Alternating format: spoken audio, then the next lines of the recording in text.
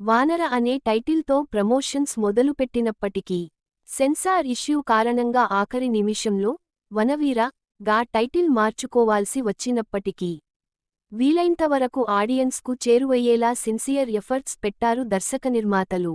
అవినాష్ స్వీయ దర్శకత్వంలో కథానాయకుడిగా నటిస్తూ తెరకెక్కించిన ఈ చిత్రం 2026 నూతన సంవత్సరం సందర్భంగా ప్రేక్షకుల ముందుకు వచ్చింది. టీజర్ మరియు ట్రైలర్ అయితే ఓ మోస్తరు ఆసక్తిని రేకెత్తించాయి. మరి సినిమా ఏమేరకు ఆకట్టుకోగలిగింది అనేది చూద్దాం. కథ: అయోధ్యపురం నియోజకవర్గంలో ఎన్నికల సంగ్రామం మొదలవుతుంది. అగ్రకులస్థుడు, స్థానబలం మెండుగా ఉన్న దేవా, శ్రీనందు టిఎం. ఎల్. ఈ టికెట్ ఇచ్చి బరిలోకి దింపుతుంది అధిష్టానం. ఆ క్రమంలో తన బలం నిరూపించుకునేందుకు బైక్ ర్యాలీ నిర్వహిస్తాడు దేవా. ఆ బైక్ ర్యాలీ కోసం రఘు, అవినాష్ తిరువీధుల కొత్త బండిని కూడా తీసుకెళ్తారు.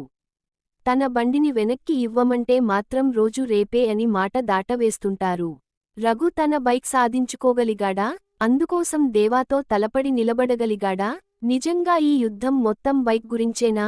వంటి ప్రశ్నలకి సమాధానమే వనవీర చిత్రం.